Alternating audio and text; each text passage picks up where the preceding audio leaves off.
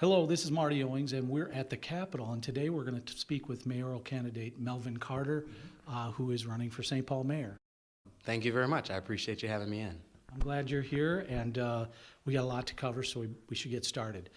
So you began your mayoral candidacy like very early, almost. It'll be 2 years once the election happens, won't it? Yeah, almost 2 years. We started as soon as I knew I was really seriously interested in doing this. We figured no need to play coy with the conversations. Let's have some real conversations with folks. And it gave us the opportunity to spend a full year just talking to voters around what they imagined for St. Paul. And those conversations and the interactions that we had in every ward and every neighborhood across the city really informed the vision that we've built for the city. And it's really resulted in those folks investing in the campaign with their time and energy. All right, well, let's talk about that for a little bit, because you, having gotten an early start, most people have you as the front runner. I mean, if you look in the media or you ask regular people, how do you feel about that? How do you feel about people tagging you the front runner? Well, I don't know. A whole lot comes with that term front runner. What I know is that I'm really excited about the way volunteers have stepped forward to help us. I'm really excited about that every Saturday morning or, when I walk into our campaign headquarters on a weekday evening, it's full of folks, getting ready to go out and door knock, and really excited to, call voters on the phone. And I'm really excited and appreciative of the response that we're getting all over the city. And so, we have a lot of work to do between now and Election Day. And if we do that work, I think we'll be in a good position come November. So take a typical Saturday like today. What have you done to support your campaign? Like the door knocking and stuff like that. What do you do on a typical day? Yeah, well, we got up this morning and headed straight over to campaign headquarters and welcomed about 15 volunteers at the headquarters. It's a little bit lower today because it's Labor Day and I think folks are out at the fair. But we've had 20 plus folks every Saturday, every weekend throughout August, so that's really exciting. And we spend the day just out talking to voters and knocking on doors. I took a lunch break with my family today and slipped into a suit for this conversation, and then I'll put some jeans back on and go knock on some more doors. I only half dressed for this, so apologies. But okay, good. And so that would be a typical. And then you go and knock on doors, and what do the volunteers do? Same thing. They go out and knock on doors. I do the same thing the volunteers do. We take a walk packet and some literature to take out citywide, and we just go hit a neighborhood and talk to folks citywide. Today we're out inviting folks to a meet and greet that we've got coming up. And you've campaigned for others before, and you've campaigned obviously for city council before. What's different? Yes, I have campaigned for others and for my own campaigns for city council, and that's important because this is a team sport. We know that one person sitting in one office does not transformational change make, and so those relationships that I built with our city council and with our school board member and with our legislative delegation and all the way up to our governor, I think will benefit St. Paul. What's different about right now? I think in a lot of ways everything. And in a lot of ways, nothing. I mean, our job is to talk to voters directly and to connect with voters, and that's the same work that Paul Wellstone did, and that's the same work that Hubert Humphrey did, and that's that's the way to win, is to connect with voters. Right now, the mood in the country, the moment in the city, is different than it's ever been, and there's a whole lot of people across St. Paul, I think, who are frustrated as ever with what's going on in Washington, D.C., and who are committed more than ever before to making sure that how we take care of each other on the most local and intimate of levels is one that at every single step along the way articulates respect, love, and appreciation for each other, and that that most Minnesotan of values, that notion that we all do better when we all do better. Mm-hmm. Okay, well, fair enough. I thought you might say something is different because if you're elected, you'd be the first black mayor, right, of the city. That's true. And how does that impact the way you run, or any of your thoughts about what might happen? It impacts a lot. There's a lot of just door knocking this morning. There was some women I had a conversation with on a porch who brought that up and who were talking about how important it is to them that their children and that their grandchildren see me in that office and know that City Hall and the policies that we make and the way that we make resource decisions is going to be reflective of community. I think more important is having the perspective. I think for a long time, there's a whole lot of people in this city who don't know that City Hall is carrying their hopes and dreams, who don't know that they can plug into City Hall and expect to be represented. Yes. And so I'm excited to be able to say to folks who grew up in the Rondo neighborhood, to say to families of color, to families who feel like they're not in the historic kind of favorite neighborhoods of our city, that we all have representation and we truly are building a city that works for all of us.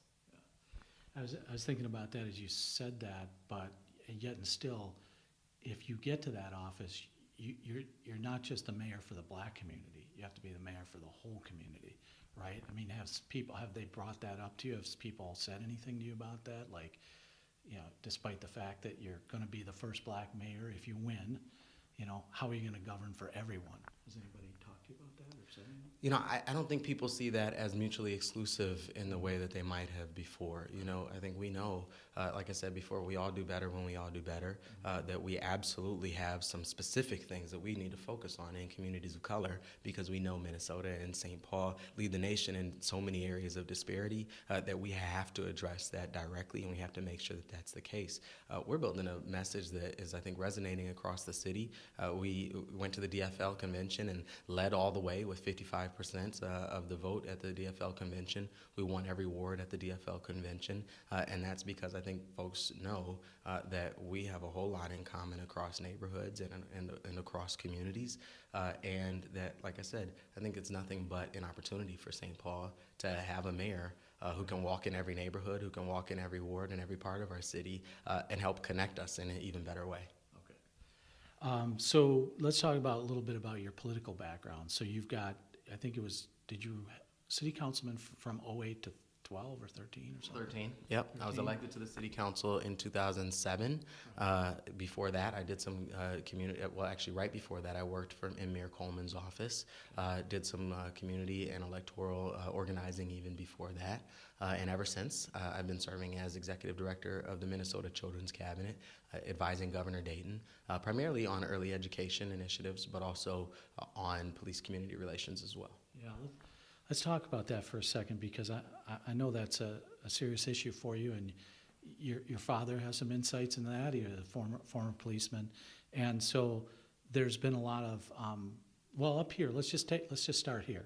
At the legislature this year, the Republicans tried to pass a measure that would have made blocking freeways, even more criminal than it already is. You already get a misdemeanor. Mm-hmm. They wanted to make it a gross misdemeanor. Mm-hmm. I think Governor Dayton vetoed that mm-hmm. measure. But do you see actions like that specifically targeting, people of color, that are frustrated with the policing that's going on now? Or, I mean, how would you deal with that? It's incredible to me that we could spend so much time trying to stop and stifle protests and no time on what people are protesting. Right. Nobody wants to spend their day in the front lawn of the governor's residence or outside City Hall or down on the freeway. What people want is to know that they are being heard. And there's nothing more American, all the way back to the Boston Tea Party, than people who feel and know and see that their voices aren't being heard, standing forward and making sure that they're heard. And so that, to me, is our approach, is to say, what are the underlying causes? Let's stop dealing with symptoms. Let's stop playing around the edges. Let's say, what are the underlying causes? People have to know that their police force is accountable to them, that is responsive to them, and that's critical for public safety. My father, like you mentioned, is a 28-year retired St. Paul police officer. So I grew up inside the culture of the department. I also have grown up as somebody who knows what it feels like to be pulled over for driving while black. That's another area where having a mayor who has a personal stake in the issues that we're talking about can pay a lot of dividends for our city. So because that's such a big issue right now, and there's a lot of focus around it, and there's a lot of distract and deflect, as you mentioned, we're talking about the symptoms and not the core issues. Right. Let's talk about the core issues for a minute. Okay, so those are big institutional things. How are you going to go about trying to change those things in St. Paul, apart from, what every other candidate's going to say? Well, we got to have more community policing, et cetera. Let's talk about Well, we do need more community policing. We have to have a vision to say this is specifically how that's going to play out in our neighborhoods. The vision that I'm calling for, it starts with making sure that we have officers in place who know our city and who are connected to our neighborhoods. I tell folks all the time, you know, the number one public safety asset we have is the trust and respect that flows between community members and the officers who work in our neighborhoods. And that if those officers, if it's critically important at a moment's notice for those officers to help us fix what's wrong in our communities, the first thing they have to know is what's right in all of our communities. That's why it's so critical for our officers to be connected to our community. So our first thing is saying we're going to do a character-based hiring for our officers instead of saying we're going to find officers who are licensed all across the state and try to train them on our communities. We're going to find people in our communities and train them how to be an officer. That's very important. I think leveraging technology, there's a lot of ways we can make it easier for people in our community to provide feedback, to provide constructive feedback on our officers' performance.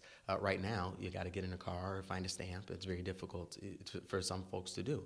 We can leverage technology fairly easily to do that. And then beyond that, I think we set our officers up for success when we give them more than just handcuffs and a taser and a gun to go solve problems, right? And so our plan says we have to expand our city's community engagement division of our police department. We have to make sure we have mental health response teams and crisis response teams that can help people who need help. Help them find solutions and help them get access to the help that they need. Those are the types of things that we need to do. At the core, we have to change the culture of a department that currently rewards the officers who write the most tickets and who neutralize a suspect. We have to change that to a department that rewards officers for spending volunteer time in our rec centers, for getting the most positive feedback through our apps, for de-escalating situations that otherwise could have turned violent, and for just being responsive, responsible, accountable community members. So a lot of this sounds, Mr. Carter, a lot like what other communities are trying to adopt. Mm-hmm. Some like the Milwaukee police chief is some, not talking about the sheriff, I'm talking about the police chief in Milwaukee, has tried to adopt some of these. And Tom Smith was a former chief in St. Paul, who we both are acquainted with. You probably more than me, but Tom Smith tried to initiate a lot of these community policing programs and stuff. Specifically, the holding police accountable, though. What about a civilian review board that had some teeth, like there used to be, so the community can hold the police accountable and it can be genuine? What have you thought about ideas like that? Because at the end of the day, doesn't it really come down to accountability for the police? It comes down to both prevention and accountability, right? When we have officers who know our community and reflect our diversity, I believe we can truly prop up public safety in our community, because our officers enforce the law, but that's really only one part of their job, right? Their job is to promote safe communities and help us proactively be safe in communities. And we have to make sure that we're ready to do that. On the other end, yes, accountability is absolutely critical. I very much supported and was happy to be a part of that kind of grassroots movement to support taking officers off of our civilian review panel, and I think that's an important step. We can look at cases, though, and see where that process has happened, and the Civilian Review Committee has recommended discipline of an officer, and the chief has taken action, and only to be sued and be forced by an arbitrator or something like that to reinstall the officer or to undo the disciplinary action that had been taken. And so we also have to take measures to make sure that our chief has the ability to run the department. But are you ready to take on the police union regarding this? Because I think that the lawsuit came from them, right? I mean, that's the type of thing that, and can also provide political cover for a police chief, which, by the way, is an appointed position in St. Paul. But, I mean, obviously Chief Axtell didn't want that, but, because him, he probably didn't he doesn't care about political cover. He just wanted to do what was right. That's right. But in this case, you might have a less scrupulous chief in place who doesn't care about that. He's got cover. He can get sued, and then they restore the cop. I mean, where is the accountability in that, and how are you going to take that on? I'm prepared to do. You got a tough job. I'm prepared to do anything and everything necessary to keep our communities safe in St. Paul. And like I said before, our number one asset for safety is making sure, and this is for our neighborhood safety, and it's also for officer safety. The best thing we can do to keep our officers safe is give our residents every reason possible to know that when they show up, they can trust them. I'm absolutely committed to do everything necessary to promote public safety in our city. I was talking to some community members this morning, and this was their top issue, was like feeling safe in the community.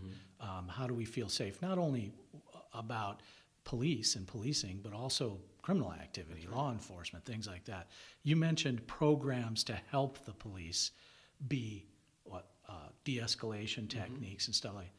How's that get done in practical terms, in specific terms, and how's that get paid for?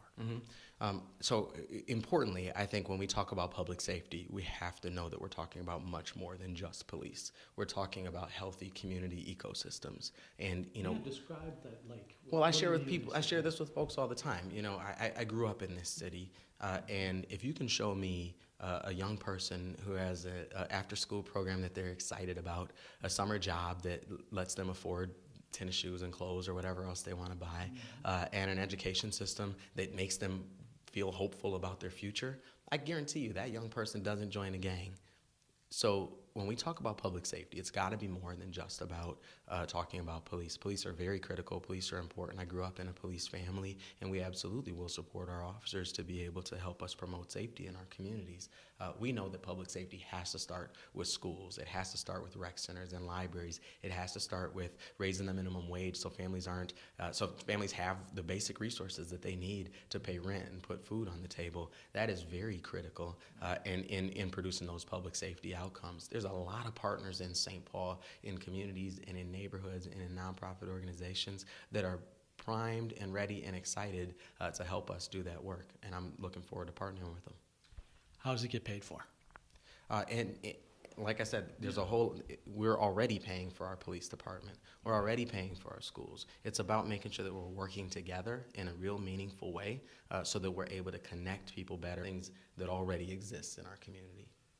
So like, for instance, a reallocation of where resources are being spent now, like instead of buying, or I don't know, more AK-47s and tanks, I don't know, but whatever it is, that you have to do, how does that happen? Practically. I think there's opportunities I definitely think there's opportunities for us to reprioritize how we spend our city budget. Long term, and we know, anybody who's watched the news knows that the city has some financial challenges in front of us right now. We have a city that's growing in population. We've added 20,000 people in the last 7 years alone, and we're just projected to keep on growing. If you look at the Met Council, the state demographers' projections, we're just projected to keep on growing. So that's a lot more people who deserve access to a high quality of life and high quality city services in the context of the city that we're growing. Long term, our only choice is to be aggressive about how we expand our city's tax base, about how we do economic development in this city, because at the same time we do have a property tax base that is somewhat strained. We've got to be expanding the tax base, and that's one of the reasons I've been so active in the conversations about transit, in the conversations about density, and certainly in the conversations about how we make the most of the opportunity, the once-in-a-lifetime opportunity we have on the Ford plant. Right. 24%. That's a word that I'm hearing from residents, 24% tax increase. I can't deal with that. I'm on a fixed income. I'm elderly. My situation doesn't allow me. Now, yesterday we interviewed candidate Elizabeth Dickinson, and she said, basically, I'll paraphrase here a little bit. It's not good to do that, but I can't remember her exact words. But it was more like we're paying for past sins in the budget that way. Do you agree with that? Because you were on the council during some of those past sins, if that's true. If not, why the 24% increase, and how would you deal with that? I think 24% is definitely jarring to a lot of people. And He's jarring to me. 24% is jarring to a lot of people, and we can't close our eyes to the number of families and neighbors and businesses for whom that creates a hardship for, who are challenged to pay that. That's again, to me, goes right back to why we have to be diligent and we have to be aggressive with every opportunity we have to expand our tax base in our city and to make sure that we're building the tax base that can support. What do you? And I got to cut you off a little bit once in a while, but when you say that, what do you mean by that specifically? Expand the tax base. Where, who? I think there's a lot that we can do to invest in our existing businesses, make it easier to grow a business or to open a business in St. Paul. I think that as we operationalize our transit vision in St. Paul and connect our city to the region in a more effective and cost-efficient way for families, that helps families in our city have access to a whole region full of opportunities, and helps business in our city have access to a whole region full of workers and customers. That's something that's very important. I think as we look at particularly Midway and as we look at the Ford plant, and there's some places on the east side as well that we can look at and identify some real opportunities to expand density in our city in ways that grow the tax base on existing sites that we've already got and more efficiently use some of the land that we've already got. I think those are things that we have to be really critically into, figuring out how to make the most of those opportunities. But what about the 24% increase? As mayor, are you going to let that stand if you become mayor? Are you going to look at ways? I mean, you mentioned some ways. Obviously, improving transportation could make St. Paul a destination city. You've got the Wild here, a couple other things, but it's got to be more than that, man. It can't just be like we hung a sign up and business is game. No, listen, St. Paul, like I said, we've added 20,000 people in the last 7 years. People want to be in St. Paul. Right. If They don't want to be here, but the taxes go up 24%. people choose St. Paul for a high quality of life. Right. And we have to maintain a high quality of life in this city. So why not just say the high quality of life is going to cost you 24% property and tax increase? I'm sorry, say again? Why not then just be transparent and say if you want that high quality of life, it's going to cost you a 24% tax increase? Well, so this year's budget, next year's budget will be approved by this year's city council and signed by this mayor before the next mayor takes office. Right. People bummed out about that. And what we have to do, I think, is first make sure that we are providing sound fiscal management of our city. That means making sure that we're maintaining our city's credit rating, making sure that we are maintaining our fund balance strategies, that there's a whole lot of things that we have to do to make sure that we're providing sound fiscal management, that we're prioritizing well, that we're working well across departments, and frankly, between the city and the county and the school district, yes. Cooperating and coordinating in ways that find every efficiency that's possible, so that when we tell our taxpayers we're collecting tax money, we know that we're not collecting a penny more than we need, and that we're using that money very, very wisely. I think that's very important. I also think we have to be honest with our taxpayers and say we do love our high quality of life in St. Paul. We do know that we need high quality schools in our city, that we need the streets plowed when it snows, and we need those potholes filled, in the springtime after that snow melts. That a high quality city has to have parks, recreation centers, and libraries that are serving our community well. And all of those things do cost money as we, like I said, expand our tax base. And I think there's some enormous and once-in-a-lifetime opportunities in front of our city to expand our tax base so that we are expanding the pie. How are you going to do it? Expand the tax base. When you say that, how? Well, like I said, there's a whole lot of opportunities in front of our city right now. The river. As we look at our river presents an enormous amount of economic opportunities for our city. As we look at University Avenue, transit didn't just give people a way to get up and down the street. It has stimulated an enormous amount of development on University Avenue. So as we continue to take advantage of opportunities for transit across the city, that can have some real important impacts on economic development and job creation. When we look at the Ford plant and say we're going to maximize density, we're going to create jobs on that Ford plant, we're going to create housing on that Ford plant. These aren't places where we have to beg people to come to St. Paul. These are places where we have to make the opportunity available and make sure that the city isn't in the way, blocking economic development in our city or making it more difficult for the private market to invest in our city.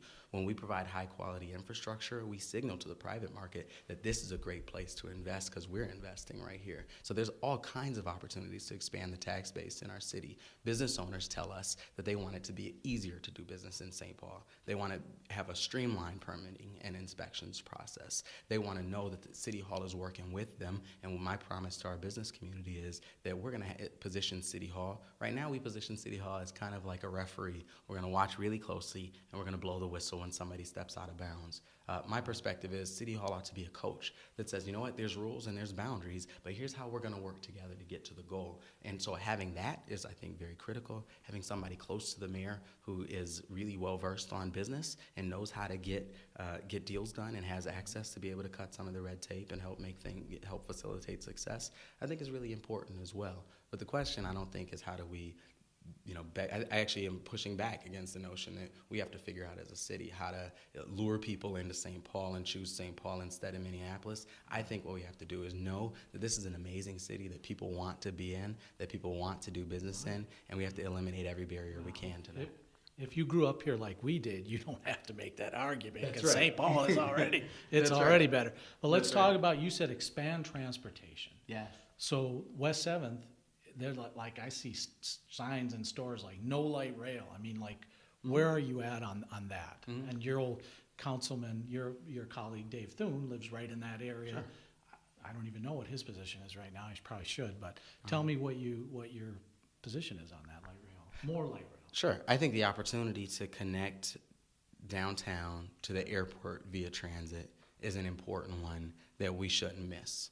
Now, I don't think that it's light rail or nothing, right. And so I think that's an area where it's possible for us to have some real honest, kind of straightforward conversations. So what other options would be on the table? What I would love to see on West 7th is what we call like a modern streetcar. And just Detroit just built one where they've got a streetcar there that has a couple of cars that can carry people, that it brings the benefits, the economic development benefits of having fixed transit.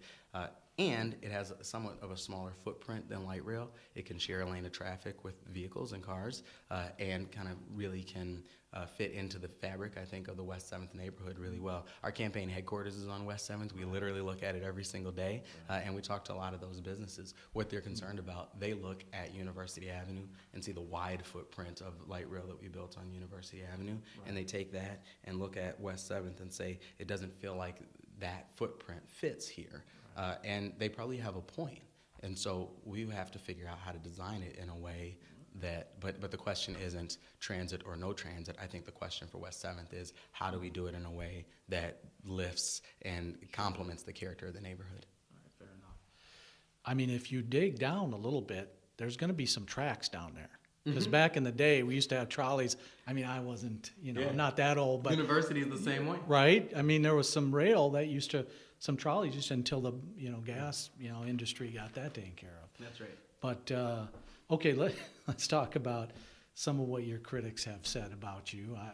There's not many, but one of the critics, one of the criticisms that you get a lot is, Melvin's a nice guy. He knows everybody, but he needs to be more specific about his positions. You can articulate them well, but what are they? Like what we talked about a little bit earlier. What are you going to do about 24% tax increase?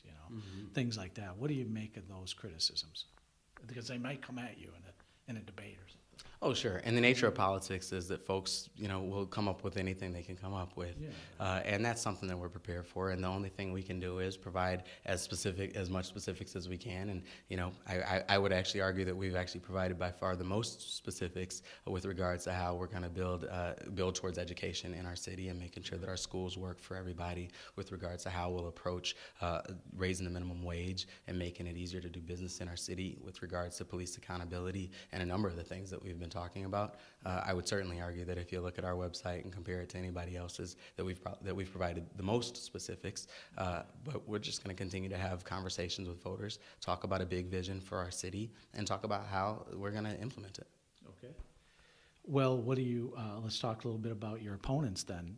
I think let's just narrow it down a little, because I don't know, there's like 11 people in the race, right? And apologies in advance to those that may be left out here, but you got Pat Harris, as a former city councilman. You've got Elizabeth Dickinson, who got like 17, 20% of the vote. If they had run off in 2005, she might have had a shot. She might have been mayor. But let's talk a little bit about some of the other front runners and do you have anything about you that differentiates you from them? I'll say that. I think I have a St. Paul experience, having grown up in our St. Paul public schools, raising my children in our St. Paul public schools, and having worked on education for the last 10, 15 years in this city. I can talk about education in a way that I think is very critical, and I think that's why we have the support of both the majority of our school board and the St. Paul Teachers Union. Having grown up in the rec centers and the libraries of our city, raising my children in the rec centers and libraries of our city gives me a perspective on the relationship between public employees. That was smooth and our right there. Members. That was smooth. Did you see that? He didn't miss it. See, I was just going to, because she's like your campaign manager, but that was smooth. Because what you do when you answer a question is you drop in the endorsements, just like they just fell, like that was water coming down on it. It just fell on it. That was smooth right there. I like it.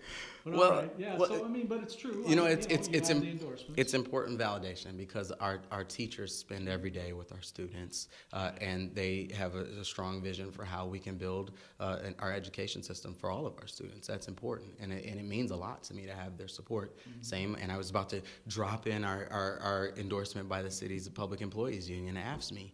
Having their support means an incredible amount to me because they are literally in the process of choosing their next boss, and they have a whole lot at stake in making sure that we're delivering city services across our city in a way that is with top quality.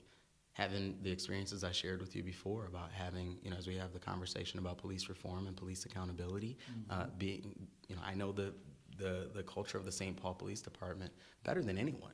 From having grown up in a St. Paul police family, to having been pulled over for driving while black, to having spent 6 years voting on the St. Paul Police Department's budget, I know the culture of the department better than anyone.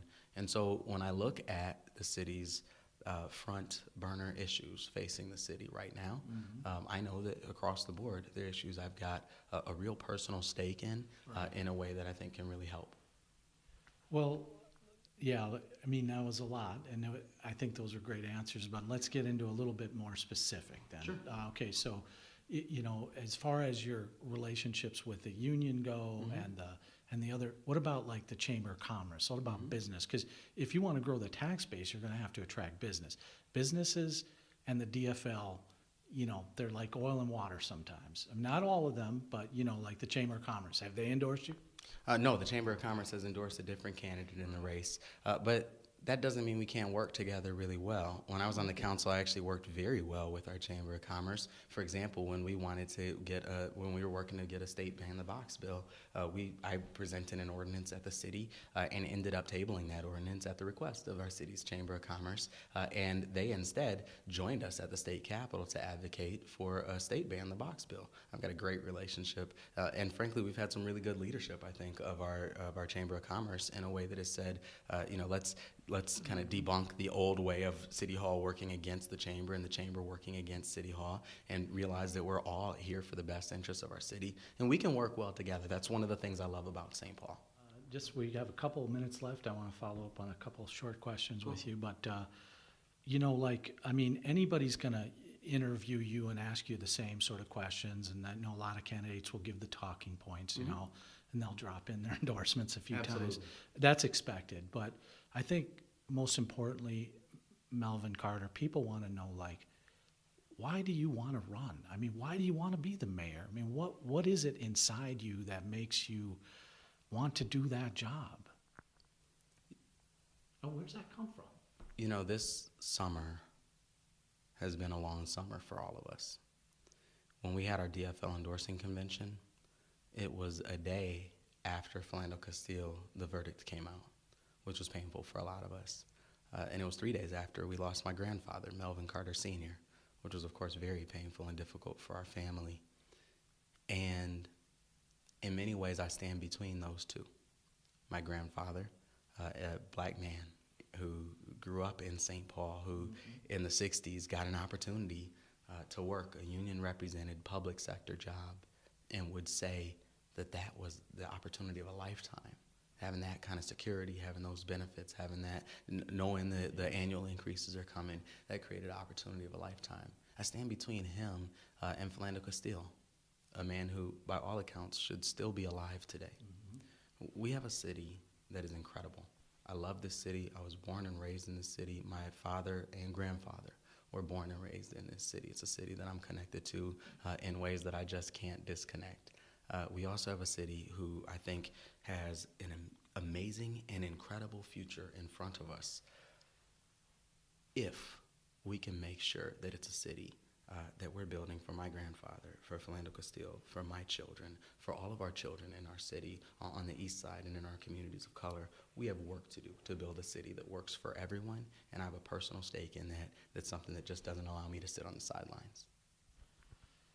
What does that community in and of itself have to do to change? Or is there any necessary change that needs to take place in the community? Like if you were going to do some self-reflection or examination, are there things there that you see that need to change? I'm not sure. In the black community, you mentioned that. You said we've got communities of color, we've got people, and you're representing that community, whether you embrace it or not, but you obviously do. So what is it in the communities that they have to do, that has to change in the communities, if you can talk about that? I think there's a lot that has to change in many of our communities. We need more living wage jobs in our community. We need affordable housing in our community. We need to know that our children are on a trajectory towards college and towards a bright future in our community. And we need to know that, just to the basics, that when it snows, our streets are going to get plowed. Right. We need to know that all of our communities, not just the African American community, which I'm a proud member of. I'm a descendant of St. Paul's Rondo community, which, my grandfather lost over half a dozen properties when I-94 uprooted Old Rondo. We have a lot of things that we need to do. And this is a theme for me. It's something that I'm really passionate about. We talk about our disparities. We have nation-leading disparities in St. Paul and in Minnesota. And we often talk about them as though they're sort of a force of nature, that there's nothing we can do about it, but sort of try to put up an umbrella to shield ourselves from some of the rain that's coming down. But in reality, those disparities are a direct result of decades and generations of public policy and public resource decisions that we have made. We have to make decisions completely different. We have to make decisions with a whole different perspective, with a whole different set of values, and in a way that I think, one of the things I'm proud of where education is concerned is having started the St. Paul Promise neighborhood. Mm-hmm. And at the core, what we did with the St. Paul Promise neighborhood is take Frogtown and Summit University neighborhoods, a neighborhood where a lot of people were looking at the time and seeing only problem and challenge, and we said, we see the promise in this neighborhood, and we're going to invest to realize the promise in this neighborhood. And I think that's why this year's mayor's race is so important. And our goal, our hope, is that the folks who need good government the most, the folks who need City Hall to be representative of all neighborhoods, representative of everyone in every corner of this city. If those folks vote, then we should have a good time on Election Day. Thank you, Melvin Carter. You mentioned something there about institutions being what am I trying to say? Generationally? Generationally. Yeah, there's been issues generationally. Absolutely. In terms of that, generationally generated issues or institutional issues, whatever, you just call it racism if you want. Are you prepared to take on those institutions as a mayor? You mentioned working together, building bridges and stuff. Is that the only approach that you are going to take? So, to clarify my question is, you mentioned generations of institutional issues that help create the environment that exists today, right? So at some point, getting along and building relationships occurs to me that hasn't helped over the years. So how are you going to confront that in a way that's different or meaningful that can bring about the change you want to see? It can be a bad word in politics sometimes, but we have to build power around those ideas. And so, yes, I believe that building relationships, I believe that understanding self-interest, I believe that building big and meaningful coalitions, the types that we haven't really necessarily seen in City Hall before, the types that show up in our office on a Saturday morning to come door knock, I believe that absolutely can be a very powerful thing to do in St. Paul in terms of building power around these coalitions. It's incredible to me right now, the number of folks in every neighborhood across this city who are passionate about police reform, who are passionate about making sure that our officers are protecting and serving all of us in every neighborhood, who are passionate, who know that their children are in a high-quality school, but are passionate about every child in St. Paul having access to a good education because they know that we're all in this thing together. There's really one St. Paul, and we're all in it together. The folks who have a great business and who are investing downtown, who it's important to them that we have an economic vision for the east side, because they know that we're one, we're in this together. So yes, I do think that there's a whole lot of power that can be done around bringing people together, especially if we can use a platform as powerful as the mayor's office and City Hall as a vehicle to lead that forward. I think a lot of it really lies in thinking of long-term solutions. We look at our city budget from a year-to-year perspective, and that's part of the problem.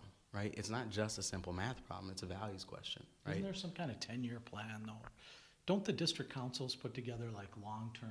Yeah, our comprehensive plan. Yeah, that's the one I'm talking about. Yeah, we have the city's comprehensive plan, and we have to be looking to say, what are the opportunities in the city? And like I said before, I think there's a whole host of opportunities that we haven't even approached as opportunities. The river might be the most telling of all, because we've looked at the river, we've literally approached our river as though it's a barrier to cross. In St. Paul, there's a lot of folks, myself included, who are saying we need to turn the face of the city back to the river and make sure that we are celebrating our river, celebrating our history as a river city. And if you go to any river city, there's a whole economy on the river that we haven't even really played for in St. Paul. The same is true when we think about our disparities. We talk about this as we know that this is a diverse and intercultural city, and we spend a lot of time trying to figure out how to prevent gaps. We don't spend nearly enough time saying, well, how do we develop the potential global economy that ought to exist in St. Paul? We look at the children in our schools who speak over 100 different languages at home, and we try to figure out how to teach them English as a second language in the context of a moment where every company in the world is looking for a multicultural, multilingual workforce to tap into. I think a whole lot of it for St. Paul, as we think about these long-term solutions, is in thinking about what are the opportunities we already have here, and maybe in some ways switching from a perspective that says economic growth is about luring a company here from the suburbs to saying our first and biggest opportunity that we have here is all of the human potential that we've under-realized and we've under-invested in, that we have an opportunity in our businesses to connect our businesses who are concerned about a workforce shortage to our workers who are unemployed. We have an opportunity to connect our young people in this community to a future they can be excited about. We have an opportunity to make it easier for the businesses who are already here, for the homeowners who are already here to make ends meet. And that in and of itself is economic development for St. Paul. Gotcha. Yeah, I'm sensing your vision is bigger than my simple mind can comprehend. but let me like, remember when Red Bull was down here and there was like 100,000 people down there, like watching people. Year. Oh yeah, that too. But remember when they were on the river watching? Oh, on the river, yeah, absolutely. And it had like the planes going off people's failed bicycle experiments. Plane is a very generous term you're using there. But you know, there was some young scientists involved, and it was fun. But it packed like 100,000 people down there. That's right. And it was peaceful, and everybody had a good time. That's right. Just like it's too cold for me to be out up at the cathedral during all that nonsense. But oh, you should come out. That's a lot of fun. I've skated it every year. Mayor Coleman and I have skated it together every year they've been here. And I think it's important that we have a mayor who can ice skate so that we can continue that tradition. Man, if I was 38 years old and was a runner like you, I might take a chance going down that ice, but it's not going to work. It's just going to look like a weeble falling down on some ice. But anyway, so that's great. But I mean, stuff like that, events. What do you bring in? Like river boats, gambling? I mean. In terms of celebrating the river? Yeah, I mean, like, well, the first thing you do is create opportunities for people to experience the river and to connect downtown and the west side to the river in a more meaningful way. As we think about kind of the way our city is, again, we look at our river as kind of a barrier, and it happens to be there, but we don't celebrate it. We don't face the city towards it. And so we have a whole lot of plans right now and a whole lot of folks that are really rethinking St. Paul and saying, wait a minute, we have all of this river frontage, more than any city in the country, right? And we ought to be looking at our river. We ought to be celebrating our river. We ought to be giving people ways to experience our river and maybe even have a beer down on the river. And that if we do that, we can help to really, really generate the culture of our city. We can help to celebrate the history of our city in ways that will pay dividends in the form of property tax base and sales taxes and employment and great housing in our city. Didn't they used to have like, it was during your time as, well, I know you spanned this time, but as a city councilman, Riverfest, remember that? Used to be here, and they used to track, at first, a lot of great groups came, and it was good, but what happened to that?